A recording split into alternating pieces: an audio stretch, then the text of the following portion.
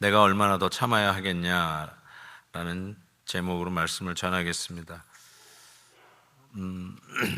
레오나르도 다빈치와 또 미켈란젤로와 함께 이탈리아의 르네상스 미술을 대표하는 라파엘이 변화산에 대한 그림, 명화를 그렸죠. 이 그림을 보면 좀 오늘 본문을 이해하는데 조금 더 도움이 될 것 같습니다. 실은 오늘 본문은 변화산 사건 바로 이어서 이루어진 사건입니다. 그래서 그림을 보면 변화산 위의 사건과 변화산 아래의 사건을 아주 대조적으로 서로 이렇게 그리고 있습니다. 천상의 경험과 그리고 이 변화산 아래의 현실을 이렇게 보여주고 있는데, 오늘 우리가 읽은 본문 말씀은 변화산 아래의 현실을 우리가 이야기할 수 있습니다. 그 변화산에 여러분 아시다시피 예수님께서 기도하러 올라가실 때 베드로, 요한, 야고보 이 세 제자를 데리고 올라가세요. 그 기도할 때 예수님이 변모했다 해서 그 트랜스피규레이션, 변화산이라고 하죠. 우리가 가셨던 분들은 그 변화산에 기념교회가 세워져 있죠. 거기에 우리도 같이 갔던 기억이 납니다. 그런데 이제 많은 분들이 질문해요. 그때 예수님이 변화할 때 모세가 등장하고 이미 돌아가신 고인이 된 모세, 그리고 엘리야 선지자가 그 변화산에 등장한 거예요. 아니 갑자기 왜 모세 그리고 엘리야일까? 왜 아브라함이나 다윗이 나오면 안 되나? 왜 모세이고 엘리야일까? 라는 생각을 하는데, 그게 이제 변화산에서 보여주려고 하는 메시지죠. 실은 그와 같은 가운데 베드로가 그 환상을 보면서 너무너무 감격스러운 거예요. 그래서 내가 여기 있는 게 좋습니다.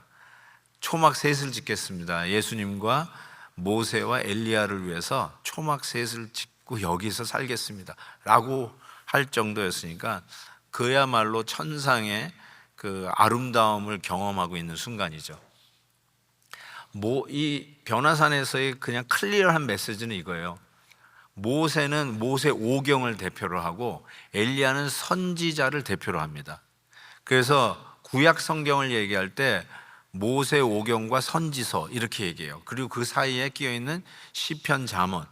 그래서 처음과 나중에서 구약을 대표할 때 쓰는 표현이 어쩌면 모세와 엘리야 하면은 이렇게 다 총괄할 수 있는 것이죠.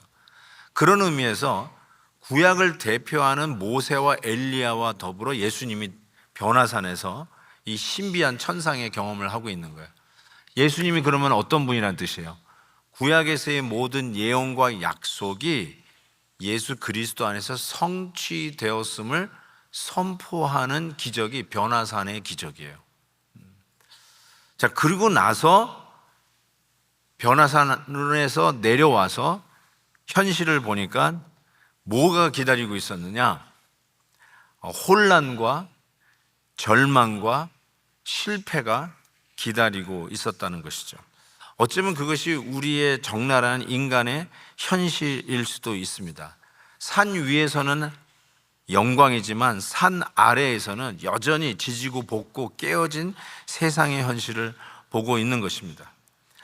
어쩌면 우리도 주일에서는 이렇게 예배를 경험해요. 예배를 드리면서 하나님 앞에 은혜를 경험해요. 그렇지만 월요일은 다시 현실로 돌아가야 합니다. 두려움이 기다리고 있고 관계의 갈등이 여전히 해결되지 않은 가운데 있고 부부싸움의 문제는 여전히 존재하고 말 안 듣는 자녀와 힘들어 봉양하기 힘든 부모님의 문제는 여전히 우리의 삶 속에 존재하고 있는 혼돈과 갈등과 깨어짐과 절망의 현실은 우리에게 있는 거 아닙니까? 산 위에는 영광이지만 산 아래는 깨어진 세상의 모습입니다. 그런 의미에서 오늘 말씀은 변화산 아래에 그 깨어진 현실을 적나라하게 보여주고 있어요.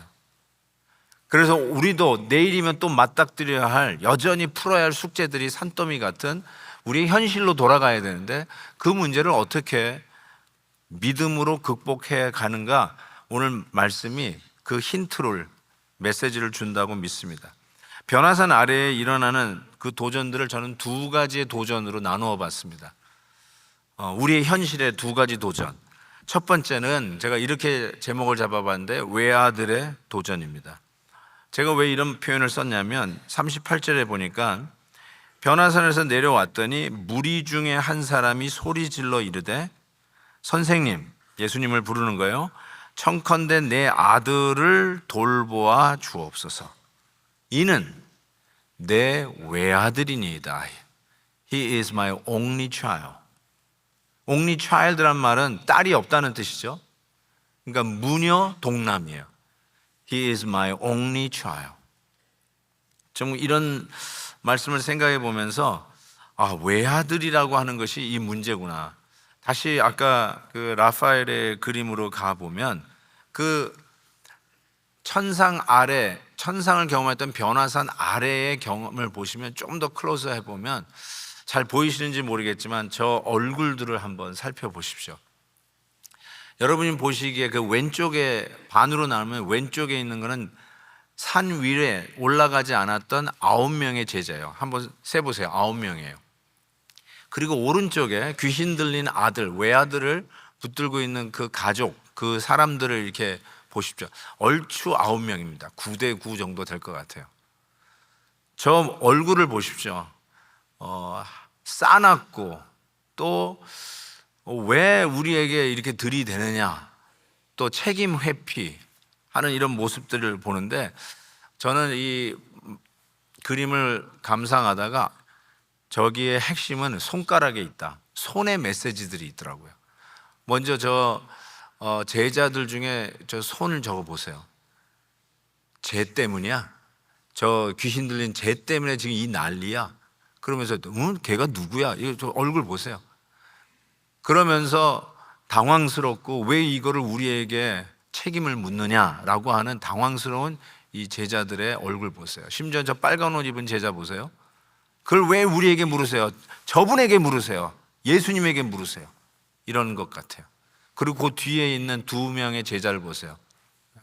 어두워요. 관심이 없어요. 냉소적이에요. 지금 애가 죽었는지 살았는지 귀신 들렸는지 그 가정이 오케이인지 전혀 관심이 없어. 저게 제자들의 모습이에요. 한편 이쪽 가족들의 모습을 보세요. 저게 누가 귀신 들린 아들인지는 알겠죠? 그 뒤에 받들고 있는 그 아버지인 것 같아요. 그 아버지의 얼굴을 보세요. 기가 막히지 않습니까?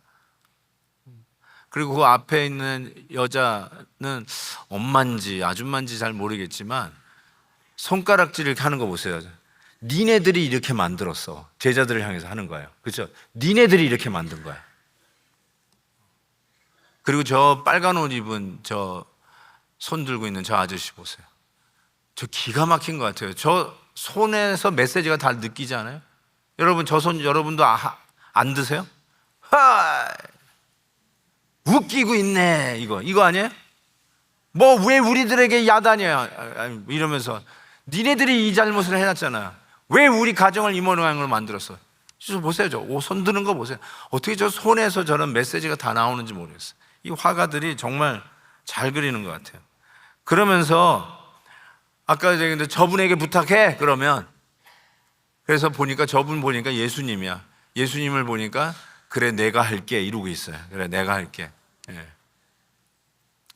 자, 이 상황이 왜 일어났다고요? 외아들 때문에 일어났어요. 그래서 저는 이걸 외아들의 문제라고 제목을 달아봤어요. 외아들이라는 말에서 느끼는 건 절박성입니다. 우리는 얘뿐이 없어요. 얘가 우리 집안의 기둥이에요. 얘가 죽으면 우리 죽습니다. 얘가 안 되면 우리 가정은 망합니다. 그런데 어떻게 이 문제 하나 해결하지 못합니까? 아니 방금 오병이어의 기적이 있었다고 들었는데 이게 뭐 하는 겁니까? 예수님 제자들 맞습니까? 그래도 예수님이 마침 내려오니까 당신들의 제자들은 이 일을 해결하지 못하네요. 예수님, 우리 외아들입니다. 좀 돌봐주세요. 라고 부탁을 하는 것이죠. 그런데 이 귀신 들린 외아들의 모습은 어떻습니까? 완전히 거품을 물고 사람이 아니에요. 사회 속에서 같이 섬겨야 할 사람이 아니에요. 실은 마가복음에서는 이 아이가 불에 던져지고요. 그리고 듣지도 못하고 말도 못하는 장애를 갖고 있다라고 쓰고 있어요. 그러니 얼마나 정말 막막하겠어요. 외아들입니다. This is it. 이 사람 없으면, 이 아들 없으면 우리는 죽습니다 라고 하는 최후 통첩과 같다라고 이야기할 수 있어요. 변화산에서의 그 영광을 우리가 맛보았는데 내려와 보니까 귀신이 여전히 사로잡고 흔들어대고 있는 어둠의 현실 앞에서 절망할 수밖에 없는, 그것이 우리들이 지금 살고 있는 세상이라는 거죠. 바로 이런 귀신에 붙들려 살고 있는 이 세상을 향하여 오늘 이 메시지는 변화산에서 변화받으신 그 예수 그리스도께서, 우리의 메시아가 오셔서 이 외아들을 고쳐주시는 기적이 오늘 이야기입니다. 우리에게 이 외아들은 무엇일까 이런 생각을 해봤어요. 외아들 가지고 붙들고 흔드는 거 아니에요. 얘가 없으면 죽습니다. 얘가 우리의 마지막 소망입니다. 이것만은 반드시 돼야 됩니다. 내 다른 건 다 양보하겠습니다. 그렇지만 이거는 안 됩니다. 부부 사이에서도 외아들이 있어요. 내가 다 봐주겠는데 이것만은 안 돼, 여보. 이거 넘으면 끝이야. 다 그 외아들이 있어요, 그게. 직장에도 외아들의 문제가 있을 수 있어요. 다 좋은데 같이 일하는 이 동료가 pain of neck, 이 문제야. 내가 이것까지 참지만 이거 넘어오면 끝이야. 바로 그게 뭐예요? 여러분의 외아들의 문제죠. 모든 사람에게는 이 외아들의 문제가 있다라고 해도 틀리지 않아요. 그 외아들의 문제 때문에 여전히 지금 이 귀신 들린 외아들의 모습이 우리의 현실의 모습일 수 있다라는 생각을 해보게 됩니다. 그래서 여러분에게 묻습니다. 여러분은 어떤 외아들을 가지고 계십니까? 이것이 무너지면 나도 무너지는 것, 그거 여러분의 외아들입니다. 이것을 잃으면 더 이상 살 수 없다라고 생각되는 바로 그거 여러분의 외아들입니다. 다른 것은 돼도 이것만은 안 됩니다 라고 하는 것, 그게 여러분의 외아들입니다. 외아들 좋은 거예요. 여러분, 목사님 우리 외아들이에요. 좋은 거예요. 하나님 주신 큰 복이에요. 그러나 그 외아들이, 그 좋은 외아들이 하나님보다 더 중요하게 될 때 성경은 그것을 우상숭배라고 이야기를 합니다. 우리 외아들의 문제는 하나님의 외아들 예수 그리스도만이 해결해 주실 수 있음을 가르쳐 줘요. 그렇죠? 지금 외아들의 문제 가지고 지금 저 변화산 아래에 난장판이 일어난 거예요. 심지어 제자들도. 그리고 이 외아들 때문에 온 가족이 지금 막다른 골목에서 지금 들이대고 있는 것이죠. 그런데 이것을 하나님의 외아들 예수님께서 해결해 주십니다. 저는 그래서 이거를 이렇게 불러봤어요. 이외, 치외. 외아들의 문제는 외아들이 해결한다. 이외, 치외. 이열치열이 아니라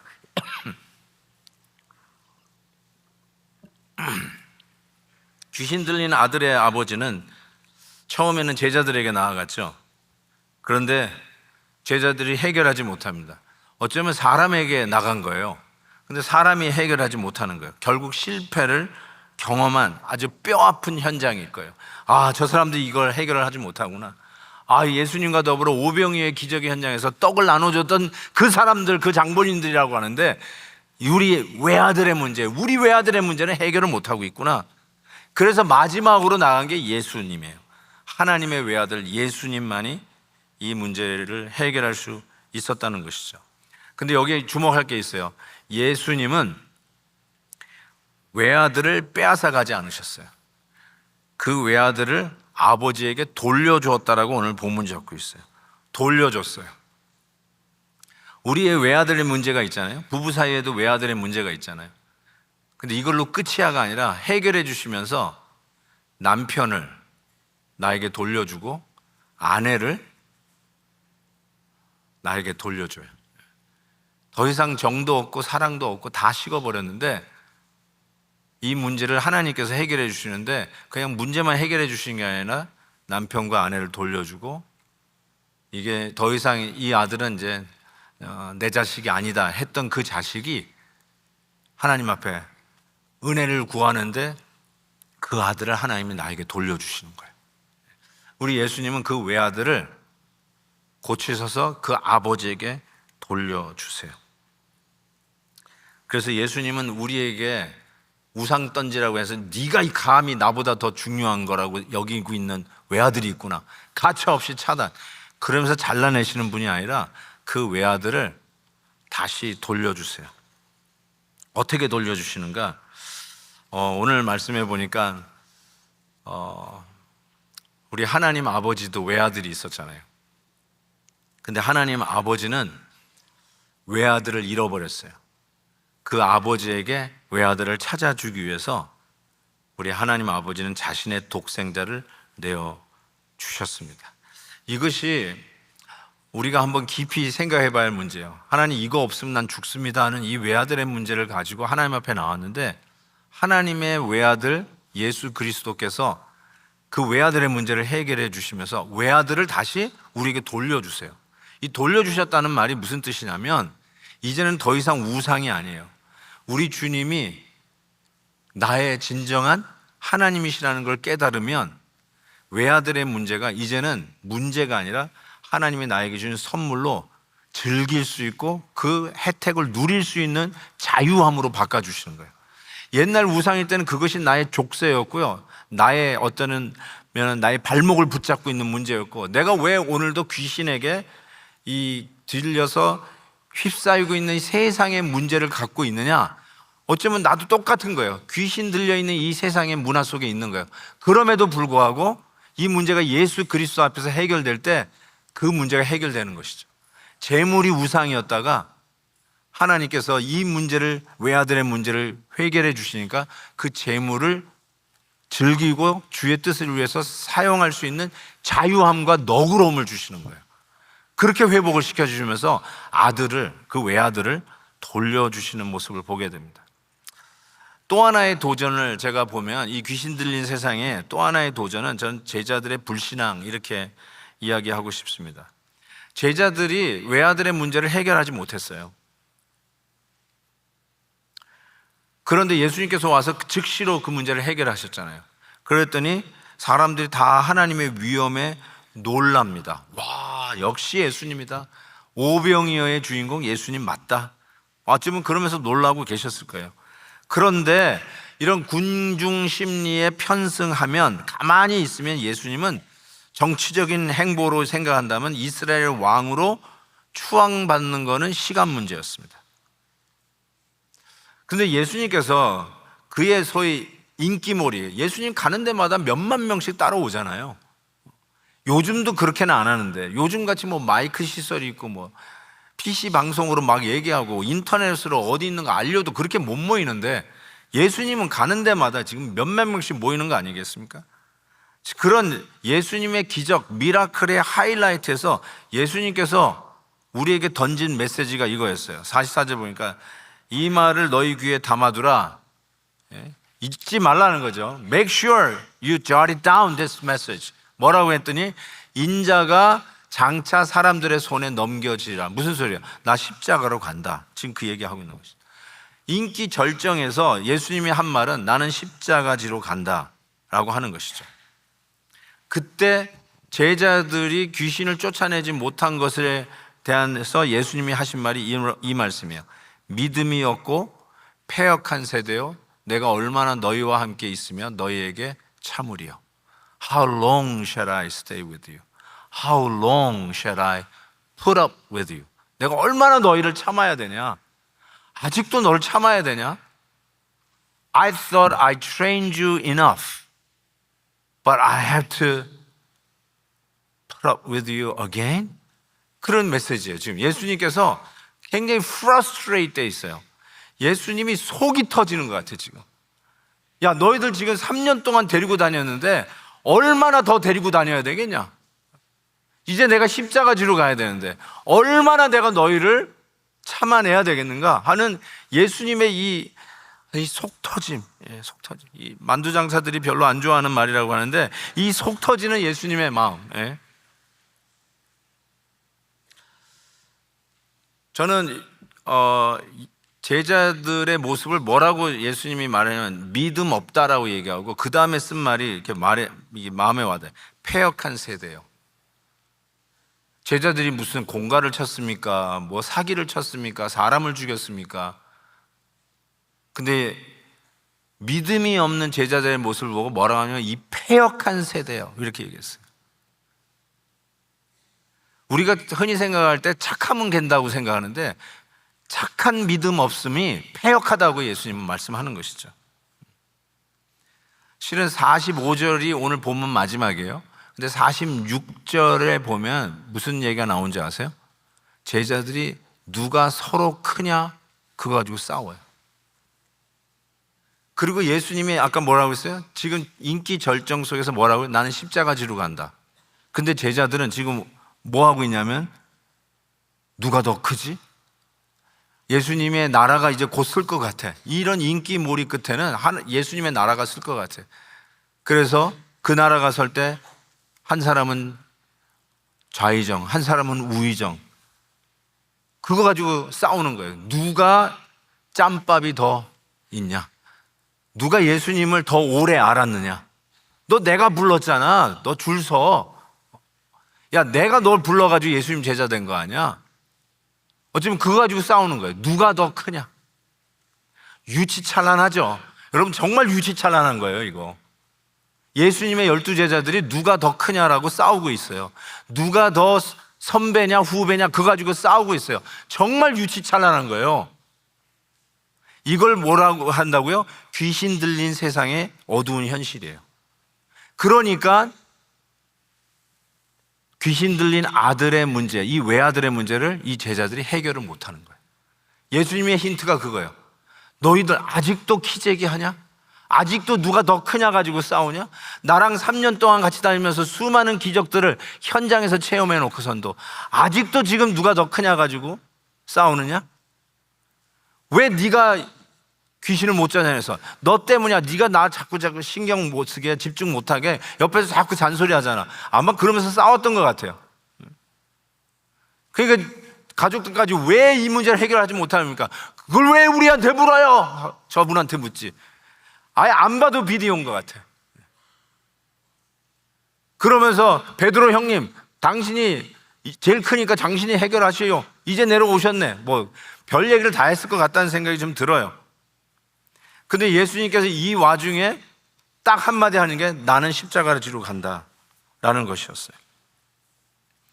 천상의 그 엄청난 예배의 경험, 그 은혜의 경험, 그것과 대조적인 귀신 들린 외아들의 문제로 아직도 신음하고 있는 세상의 이 어두운 현실, 이것을 대조해 가면서 예수님께서 내가 바로 그 메시아다, 모세와 엘리야가 그렇게도 기다렸던 그 메시아다, 구세주인 것을 선포하면서 귀신 들린 세상의 문제를 해결해 주시러 오시는데, 그것이 인기 절정의 하이라이트에서 철권을 휘두르는 것이 아니라 난 십자가 지러 간다, 십자가로 지러 간다, 십자가로 해결하시겠다는 주님의 메시지였어요. 그런데 제자들은 누가 더 크냐로 이 문제를 해결하려고 했던 것 같아요.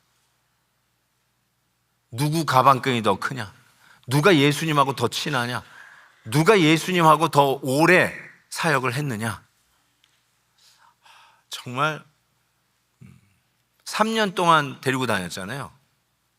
그러면서 수많은 기적을 현장에서 체험했던 제자들, 그 가운데서 주님께서 주셨던 수많은 메시지들을 이제는 알 때가 됐을 텐데 3년이 되었는데 How long shall I put up with you?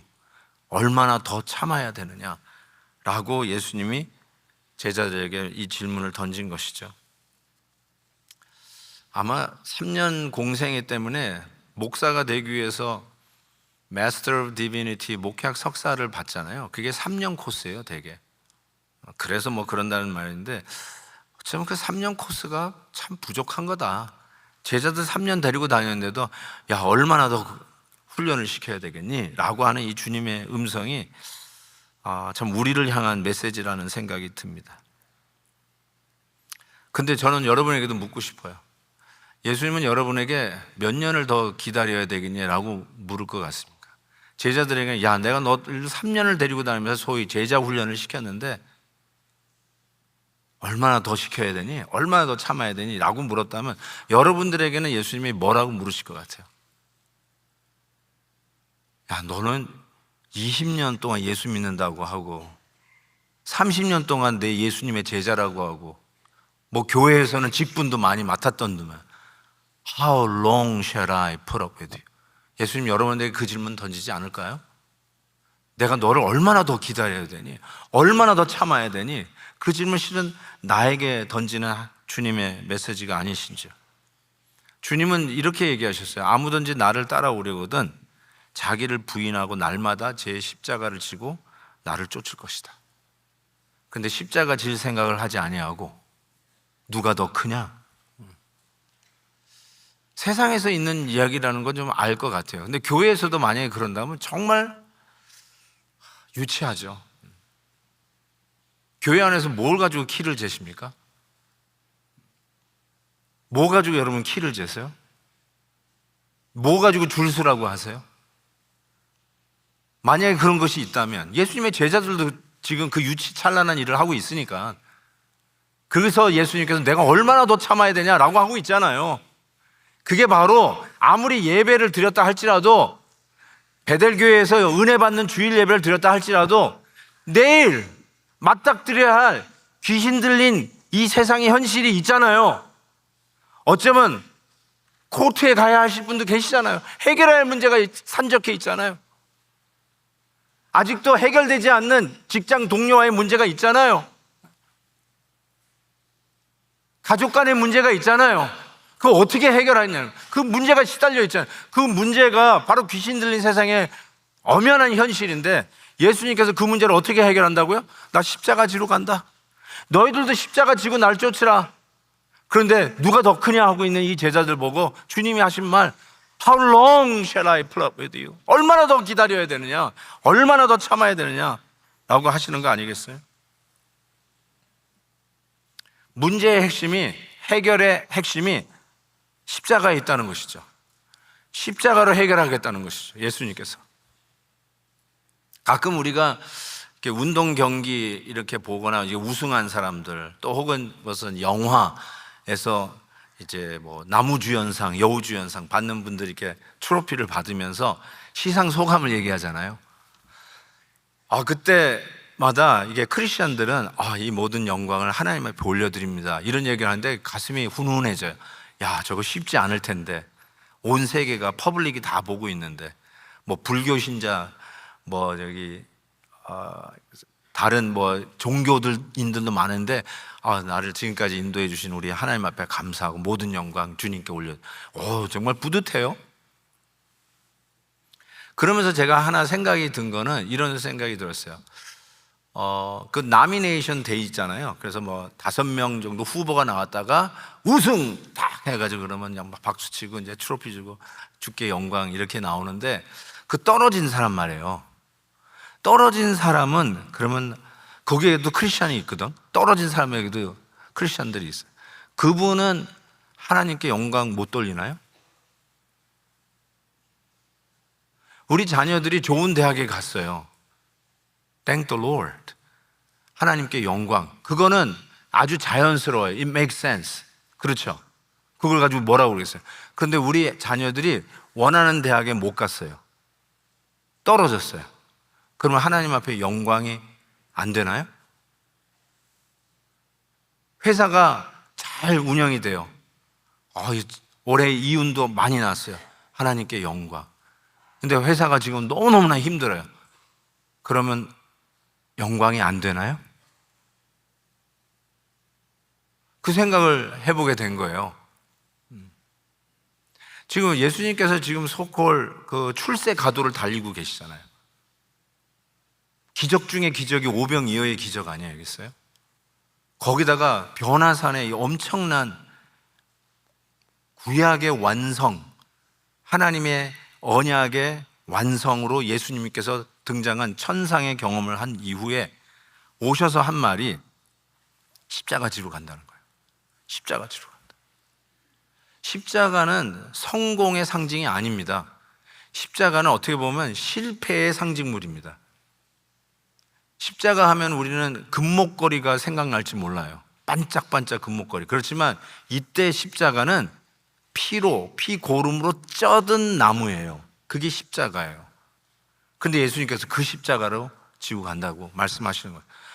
실패하고 낙오하고 넘어지고 안타깝고 그런 현실 앞에서는 우리가 하나님 앞에 영광을 돌릴 수 없나요? 아주 진지하게 한번 생각해 보는 거죠. 오늘도 우리가 이 자리에서 예배 드리니까 크리스찬들이라고 생각해요. 예수님 따라가고 싶어 하는 제자들, 제자라고 스스로 말하기가 좀 부끄러움, 적어도 따라가고 싶은 성도라고 말씀드리고 싶어요. 그렇죠? 그렇다면 우리가 어떻게 살아가야 되는가? 오늘도 귀신 들린 이 세상의 현실 앞에 내일부터 또 맞닥뜨려야 될 거 아니에요? 그런 현실 앞에서 어떻게 이 문제를 극복해 가야 되는가? 제자들은 해결하지 못했어요. 왜 그런가 봤더니 누가 크냐 가지고 싸워요.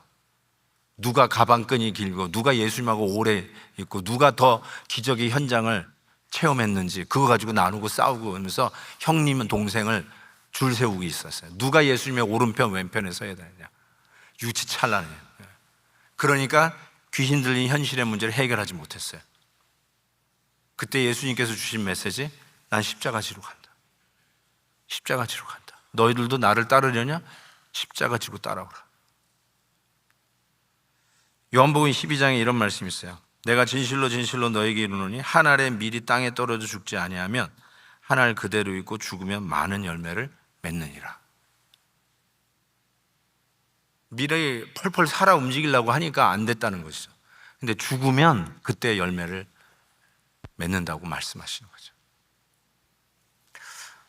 저는 그 개업 예배를 이렇게 성도님들 드릴 때 가서 축복해 주시면서 이렇게 액자도 만들어 가잖아요. 선물도 드리고 그러는데 이제 우리 같이 목회하는 목사님들이 이제 그런 얘기도 하더라고요. 개업 예배 때 가서 개업 예배도 드리는데 폐업 예배를 도 드리면 어떻겠냐고 그러시더라고요. 폐업? 그러니까 장사가 안 돼가지고 문을 닫을 때 그때도 가서 예배를 드려 주셔야 되는 거 아니냐고. 그 생각을 내가 그런 예배는 한 번도 드려본 적이 없는데. 근데 그런 교회가 있어요. 개업 예배를 드릴 때 가서 축복하면 개업 예배 하지만은 장사가 안 돼가지고 문을 닫을 때 목사님 와서 폐업 예배 드려주세요. 그리고 그 폐업 예배도 드려야 되는데 큐티인 본문 가지고 그날 본문 가지고 너는 차라리 나지 않았으면 좋을 뻔했다. 뭐 이런 본문이면 그 본문 가지고 나눠야 돼. 와, 나는 정말 얼굴이 화끈거리더라고. 그러면서 나는 안 되겠다. 어떻게 그러냐. 어떨 때는요 개업 예배 갈 때 그날 큐티인 본문으로 하는데 아무리 찾아도요 이제 시작하는 그 예배를 축복할 만한 말씀이 없을 때가 있어요. 그럼에도 불구하고 그 말씀을 나누는 가운데 주시는 은혜가 있거든요. 근데 폐업 예배는 어떻게 가서 어쩌다가 이렇게 됐어요. 내가 얼마나 기도해 줬는데. 근데 가만히 생각해보니까 그게 맞는 말이에요. 개업 예배할 때도 하나님께 영광이지만 장사가 안 돼가지고 문을 닫아야 할 때도 하나님께 영광을 드려야 되겠더라고. 그렇지 않나요? 애들이 꼭 하버드 예일 갈 때만 하나님께 영광이 아니라 커뮤니티 칼리지를 가야 될 형편에 커뮤니티 칼리지 가는 것도 하나님 앞에 영광이 돼야 되지 않겠습니까? 하나님의 영광이 그 명문대학 위에만 구름이 둥둥 떠다니나요? 아니지 않습니까? 그런 의미에서 한 알의 밀알이 땅에 떨어져 죽어야 열매를 맺는다는 이 귀신 들린 현실 앞에서 하나님께서 우리 주님께서 분명히 주신 메시지는 난 십자가 지로 간다. 나는 십자가 지로 간다. 누가 더 크냐 가지고 싸우면서 아직도 이 귀신 들린 문화 속에서 해결을 하지 못하고 아우성거리고 있는 제자들을 향한 메시지. 나는 십자가 지로 간다. 어쩌면 오늘 여러분들에게 주시는 메시지인 것 같아요.